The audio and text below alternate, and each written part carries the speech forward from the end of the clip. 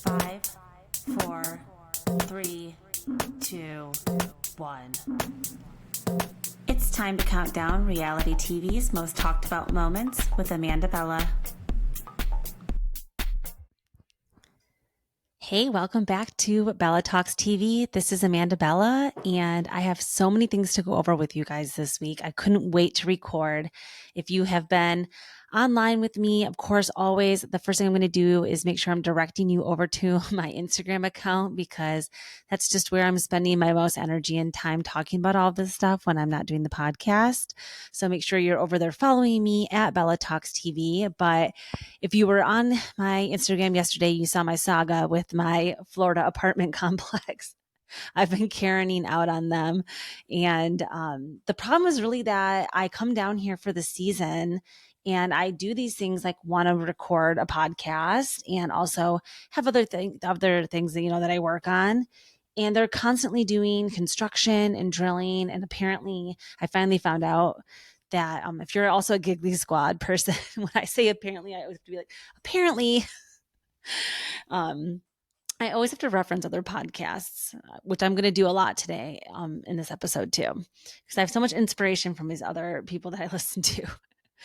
But so I'm basically in battle with my apartment complex right now here, because I had to wait to record with you guys until Friday. Right now, everyone's on lunch. The pool here has been dug up, and apparently there has been some zoning or some kind of like code violations. I found out from the corporate office of my apartment complex when I called to complain yesterday that the pool was closed, and just the noise and so, we all have our little Karen moments, but if you were following me, I had to wait to record with you guys until Friday at noon when I knew that they would be on lunch and not doing the pool, so that you don't hear the drilling and the jackhammering in the background.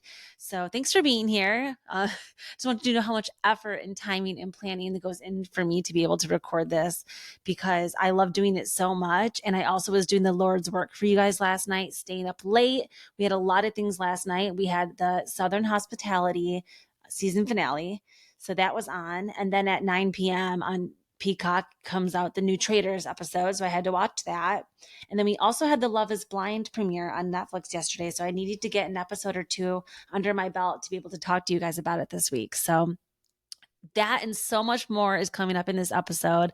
I have tons of notes to go over with you, and just thanks for being here again every week. I'm really just here because I love this as an outlet. I'm also planning my wedding, which I talk about that a lot too. We're at 50 days out now, and I just need a break.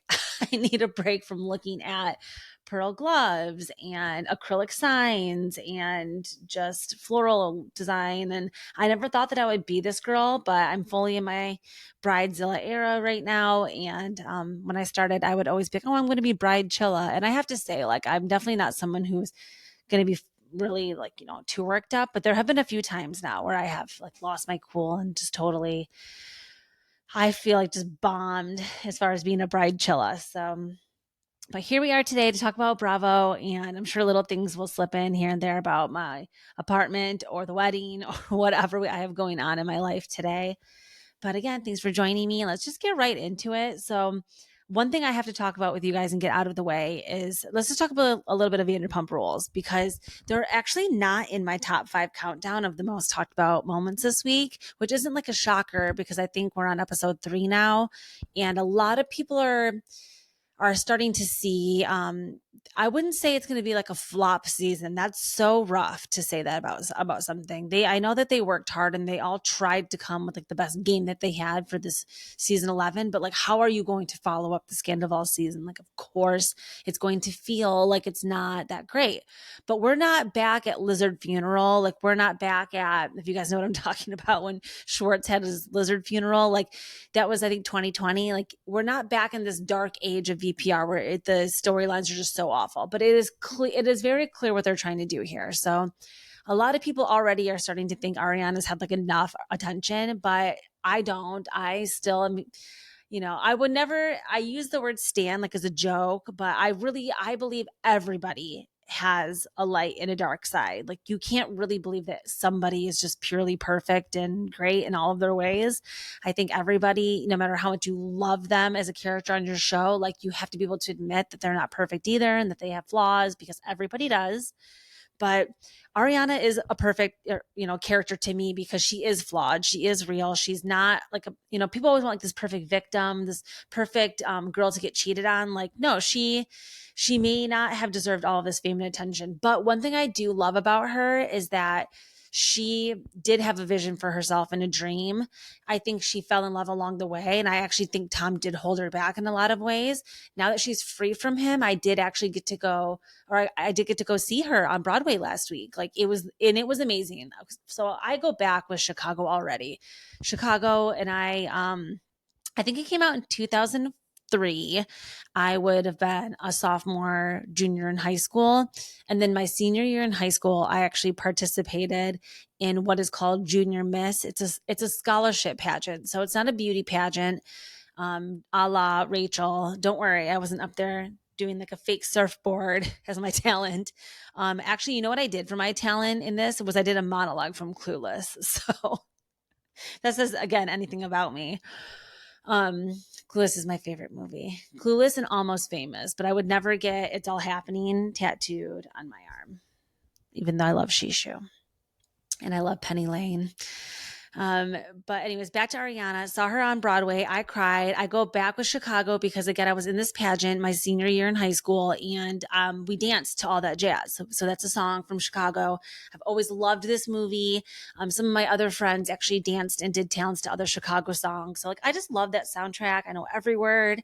And going to see Chicago for the first time on Broadway, which now I've gone to like a few shows as a New York girly. Like you guys know I live in New York, but I'm not from there. So I didn't grow up going there. I never went there until I was 28 or something like that for the first time. So now I've seen Wicked. I have seen Aladdin, The Lion King, and I have seen Kinky Boots, and I have seen Chicago. So I've now seen 5 Broadway shows. So I think that's pretty amazing. And it was really, really great. I got to see a couple of my other favorite Bravo influencers there at the show. And it's just always such a moment going to any sort of Bravo related event. Everybody is such a family. So really, really good time. 10 out of 10 recommend. And they just extended her days because of popular demand. So I plan on going to see her like at least 2 more times. I'm trying to go, hit me up, and we can meet up and go in the city. I'm so down. Okay, so anyways, moving on from Vanderpump Rules. I mean, there's a lot going on. Like I said, it's not a flop season for me. I'm loving Ariana. I'm loving Lala coming back a little bit more vulnerable this season and her being able to just show a different side of her. I think she's really unpacking a lot of the stuff that went on with Randall. And that's always a really interesting thing that we didn't get to talk about that much last season, because I'm sure, like she said, she had NDAs and they're an illegal situation and stuff. So she can't really talk about it that much. But I listen to her podcast and I try to get as much of her personal life as possible. Again, she is not a perfect character. I don't stand Lala. I don't think that every decision and thing that she says is great. But these are people that I've been watching and feeling, connected to for 11 years. So it's their family. They're my Bravo fam. So anyways, if you're not watching Vanderpump Rules this season, or if you're just thinking it's going to be awful and you're not bothering, give it a chance. See how this plays out.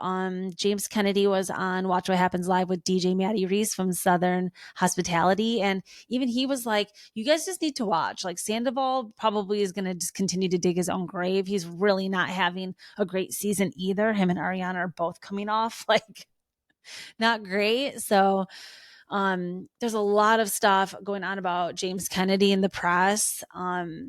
I'm not even ready to talk about that yet. I kind of want to wait to like see what else goes on with that. It's really dark. So if you didn't hear Allie on Sheena's podcast, Shenanigans, go listen to that. I'm not sure what I think about it. So just spreading awareness, but not really able to form an opinion yet on that stuff.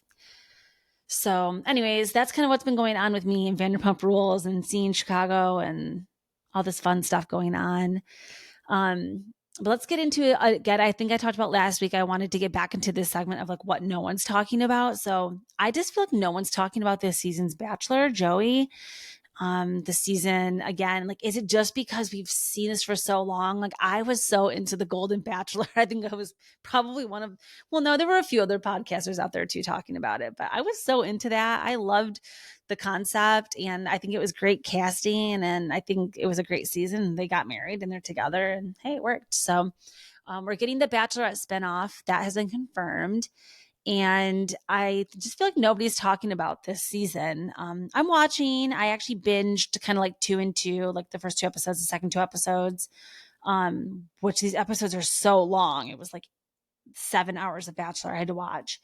But I do want to still continue to stay interested in this show because it's iconic. It goes back to the beginning of reality TV. It is part of pop culture every season. And I like the girls this season. I'm really liking the girl Maria from Canada. I know that she's polarizing, but I'm Team Maria. I was really excited to see on the 2-in-1 that Sydney went home. We all love a good dramatic 2-in-1. I mean, The Bachelor. If you guys didn't also watch the show Unreal, I'm going to talk about that too. But that's a scripted show based on The Bachelor that was only like 4 seasons, but it's really, really good. So go find that and watch it if you're a Bachelor fan, Bachelor Nation member like me. But go watch that because it really explains a lot about how The Bachelor is produced and how, just back in the day before we knew, like even with The Hills and Laguna Beach and stuff, these shows we thought were reality shows but really were being like heavily produced behind the scenes, just explains a lot about that. And that still goes on a lot in The Bachelor still. Everything just seems kind of like fabricated in these situations. But at the end of the day, it is compelling to watch. And I watch reality TV because I love just watching the dynamics. I like getting that cringe feeling. And I also like getting that feeling of like wanting to like, I don't know, hide under my blanket when I watch these people. It's kind of what I'm there for. So I'm definitely getting that from this season. So one funny thing about The Bachelor, Joey, he's getting kind of roasted right now. So they go on their first international trip, right? He's like whittling the girls down. Finally, they get the card from Jesse, or Jesse comes in and he's like, okay, guys, Joey's not here at the mansion. He already left. Where is he? And all the girls are like, ah.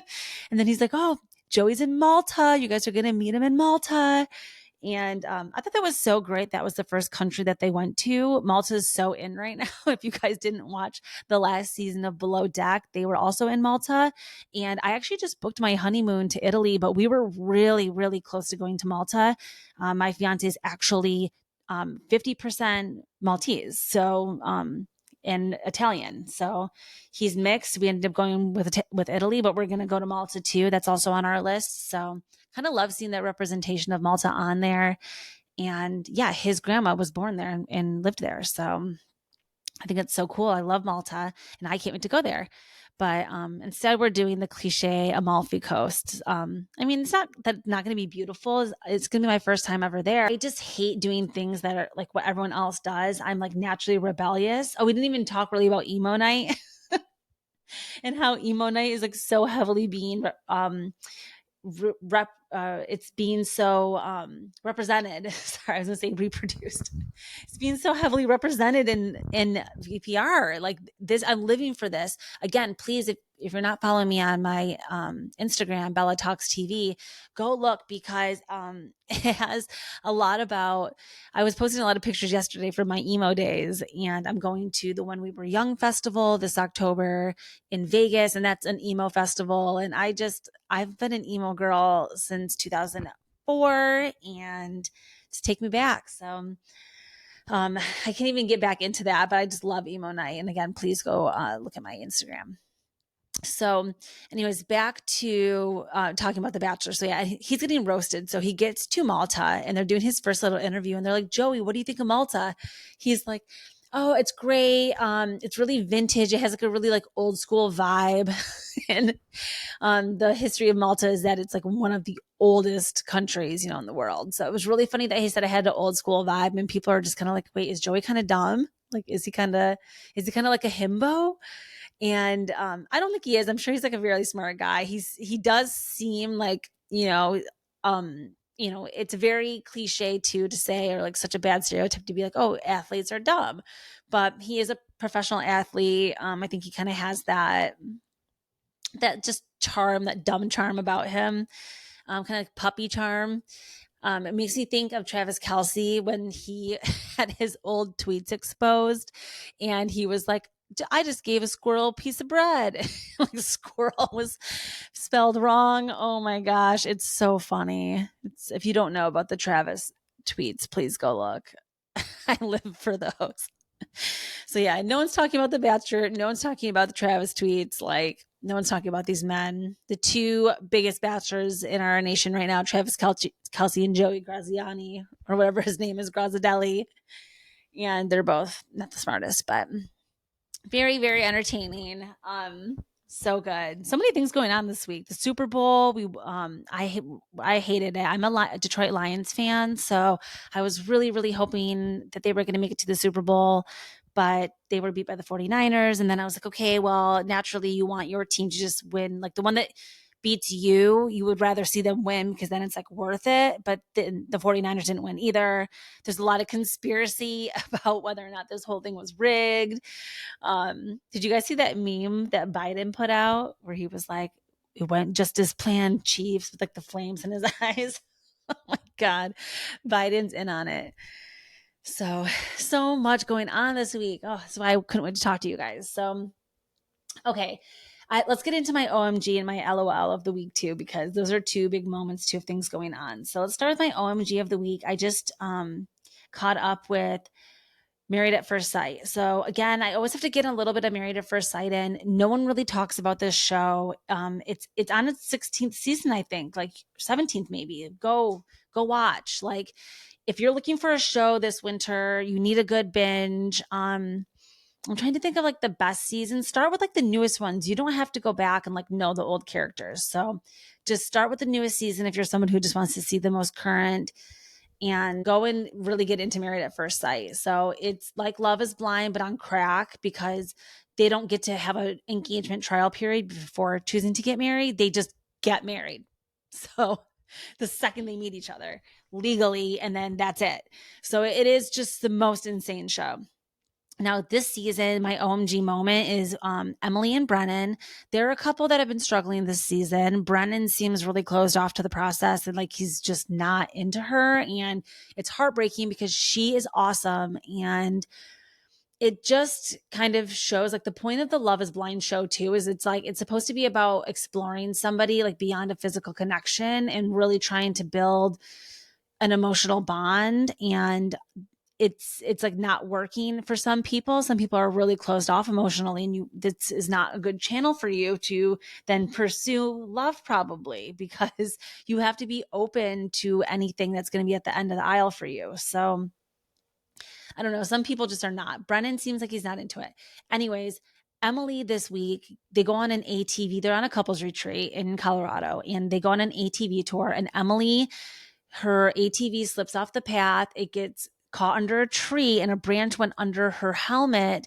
And she ended up having to have plastic surgery on her face and her scalp and her eye. Luckily, she didn't lose any eyesight or anything, but just the amount of blood and everything was shocking because she's blonde, kind of like the exact same hair color as me. And her hair was pink. Like it was so much blood being lost. And then watching how Brennan treated her and made sure that she, was making sure that she got everything she needed at the hospital, making sure that she had somebody to be with in the ambulance. Like this was her first time ever being in an ambulance. So scary. It's a lot. The whole thing had me really like glued watching. Anytime somebody's put in a position like that is literally life or death, you really see someone's true colors come out. And somebody that I didn't like all season, I was really to like punch Brendan in the face if I ever saw him on the street. I was like, this guy really sucks. Now I'm kind of like, damn, all right. Like, I don't hate him as much anymore. This really showed me a different side of him. He seemed to really care about her and does have a nurturing side for her. Whether or not he has a physical connection with her, it does seem like they have some kind of emotional bond. So decision day is coming up where if you're not a fan of the show, they have basically 8 weeks to be married and then they decide to get a legal divorce. And most couples stay together. So I wonder what they're going to do. A lot of people like to stay together beyond the experiment too, when the cameras are gone, just to see like what married life would be like. I think maybe that's my prediction for them. But I'm just happy that she's okay. And she was so amazing afterwards. She got all these stitches in her head, and she was just like, I'm just happy to be alive. I'm happy to be here. So love people that have an amazing attitude like that. And accidents happen, and sometimes she's not as lucky. I actually know two people. I mean, being from Michigan, it's kind of not that uncommon, but I personally know two people that have passed away from that same reason. So very, very, very tragic. So we will see with the rest of the couples. This season is a hot mess. So just to run through it quickly, we have Becca and Austin, who again do not have a physical connection and have not ever consummated their marriage. So I don't know if they're going to stay married or not. We have Chloe and Michael, who Michael was the groom who got left at the altar. They repaired him with a new bride named Chloe. Chloe too seems like she's not into it. So something's going on there. We have Cameron and Claire. So they were going to get a divorce, and then Cameron went into the hospital, and again now is having health problems, and it's bringing them closer together. Unclear what's going to happen there. And then we have Orion and Lauren, who got divorced like 3 days after they got married. So this season is not great, but if you love drama, it's a good season. Oh, and just speaking about Lifetime really fast, if you didn't watch all of the Gypsy Rose, there's 6 new episodes, I think, of her from getting released, from her whole story and then getting released. Go watch. That is amazing.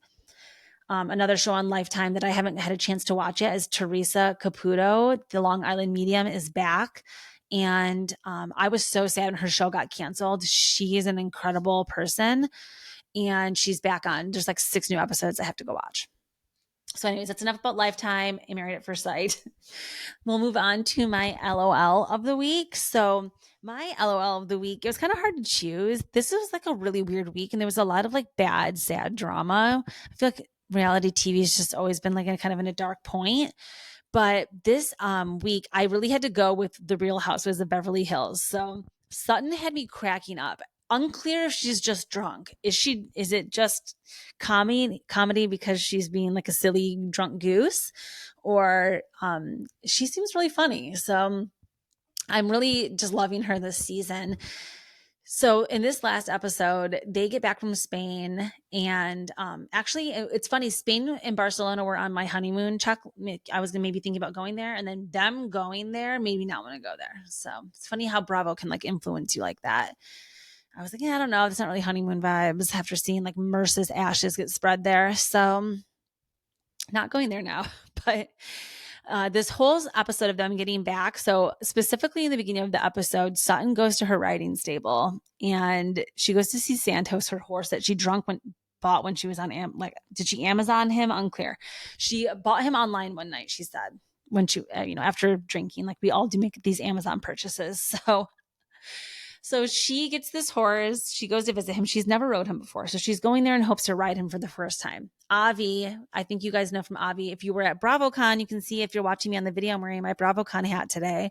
If you were at BravoCon, Avi was there, and a lot of people were hanging out with him. But Avi's in this episode. He takes her to the stable, and when they get there, they're walking up, and they're like, Sutton's like, oh, look, there he is. He looks so beautiful today, talking about the horse. And it's actually a different horse. So it's funny because the producers are just like, not Santos, like putting an arrow, like not her horse. As she gets closer, she's like, wait, that's not him. Okay. Like not my horse. Then they find him. They make a joke about it. And then as they're getting ready to go, they kind of are like, feeling like, hi, Santos, like getting him ready to be ridden for the first time. And Avi's like, let me give you a purple carrot. And at that moment, the horse just reaches over, grabs the carrot out of there. It's a very cute, funny moment. Just seeing their reactions too. Santos just seems like a really fun, like cute horse. So anyway, Sutton gets to ride him for the first time. And just that whole scene really had me laughing. And this whole episode had me cracking up. If you watch the rest of it beyond the horse stable scene, she shows up to Anne-Marie's Diamonds party. And she, again, is Liddy. She really is into this ocean spray grapefruit with the vodka. and she's making herself a drink at the party, and she literally puts like this much vodka in it. And then I think she realizes the camera's watching her, and she's like, oh shit. And she pours some of it out into the sink, but like it's a lot of vodka. It's a disgusting amount of vodka. So, I mean, whatever though. Like, if she's not driving and hitting people's cars like Shannon Bedore, or hitting people's houses, I should say, if she's not out there getting DUIs and like harming people, it's not great to be an alcoholic, but she's going through a divorce. Seems like she's lost a lot of people. Seems like she really could use maybe like a good partner who's a good influence on her. She goes on this second date with the Steve guy. Oh my God. It's hilarious. So first they show up and he's like, she has a Celine bag, which goals. I want a Celine bag. And he's like, oh, like Celine Dion. And she's like, no, Celine Dion does not make purses. But that was really funny. And then he actually snorts, which I thought was so cute. Like, I like them together, but if they're just like getting drunk and going to the Surly Go, I don't know if they're going to be like a good influence on each other. So I don't know, I'm just loving Sutton. She was really cracking me up this season, her in her little drunken ways. So those are my OMG and my LOL moments of the week, the moments that we're not talking about. And I think it's been a really good week in TV. I mean, I just feel like I've been like bursting at the seams to get all of this out. So let's take a quick little break here. And I am going to take my dog out, and then I'm going to come back and do our top 5 countdown. So they have Joe and Luann as the guest, and then they have Danielle there in that like Oprah chair that Andy has. And so they're still dating and seeing each other at this time. But apparently Luann and Joe were like heavily flirting, and like, I don't even know, even during commercial breaks, I guess it was like a little uncomfortable. Like that was the tea that was going on.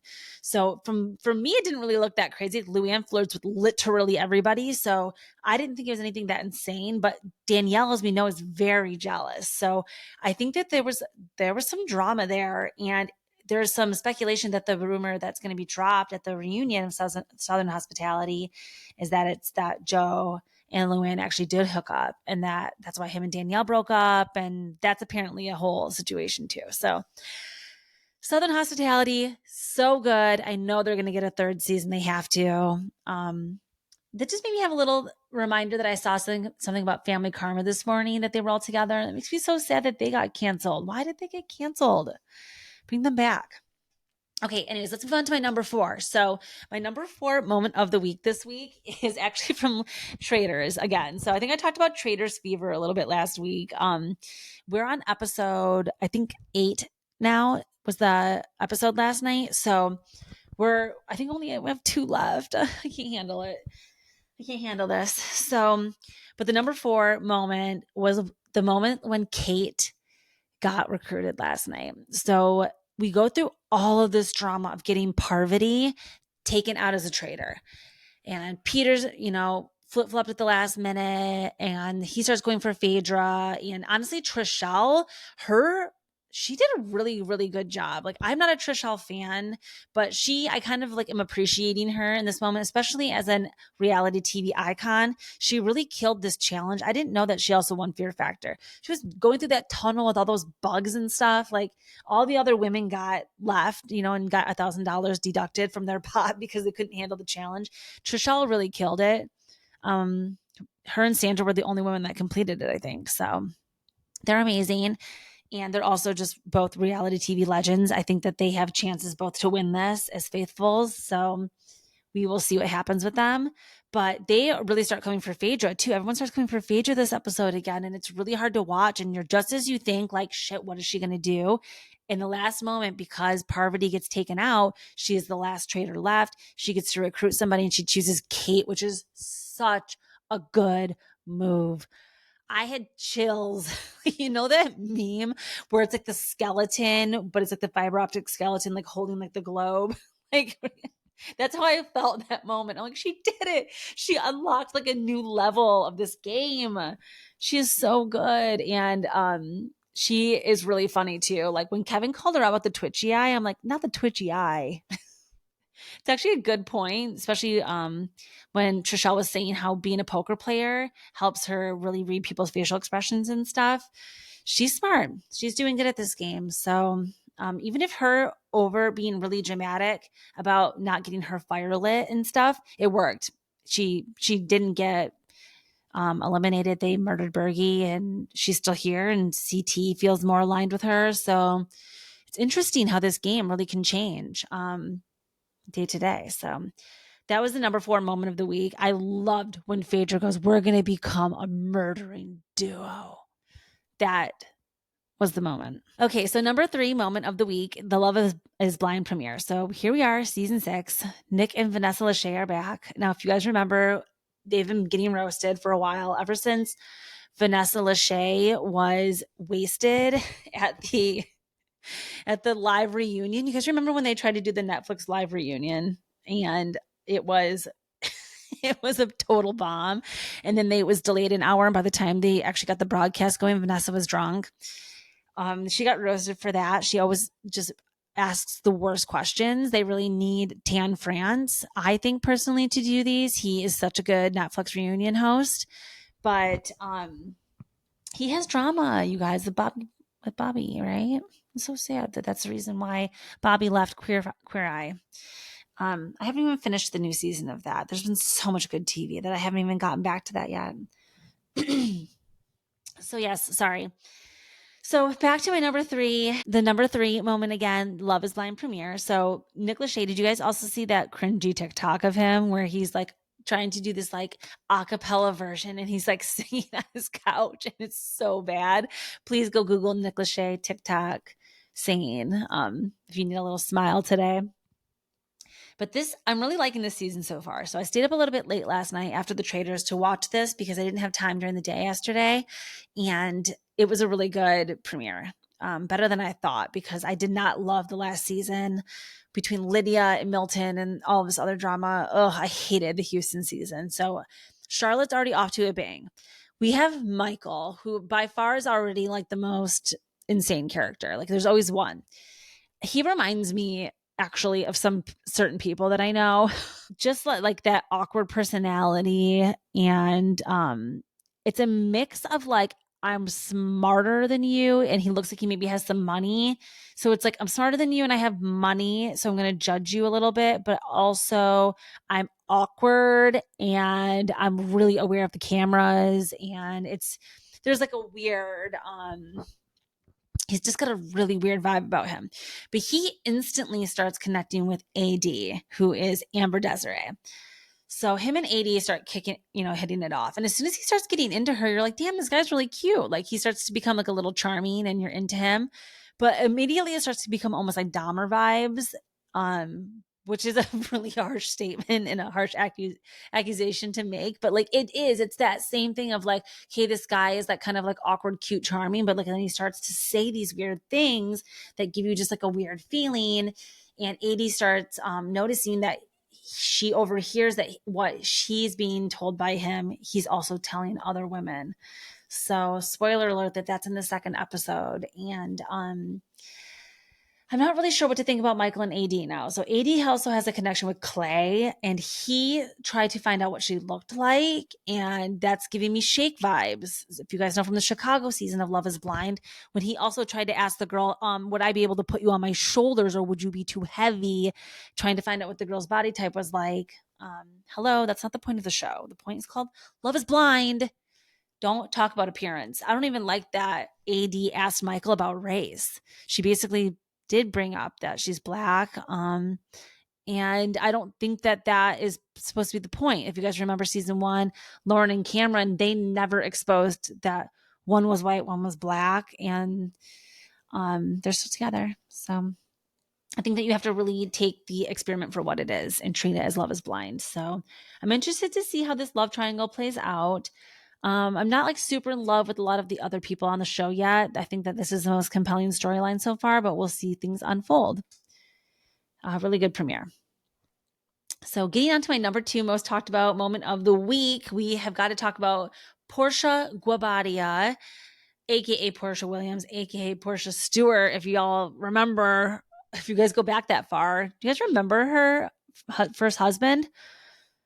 Oh my gosh. I've been watching all of this Housewives since they were on their season 1. So I'm an OG fan of each franchise. And I remember every single thing about Portia. I am so excited that she's coming back. And I'm dying laughing at everybody online right now that's putting out these things of like, let's get the cast of Kenya, Portia, Nene. Like, are you guys on drugs? Do you have amnesia? Nene sued Bravo. And like Andy specifically, she's never coming back. So, like I said, I will totally eat my words and be like, I'm a flop and like make the clown meme, the Kylie Jenner putting on the clown makeup meme of myself if I'm wrong, but she's never coming back. So I'm willing to pretty much stake everything I have on that. Now I'm happy to have Portia back.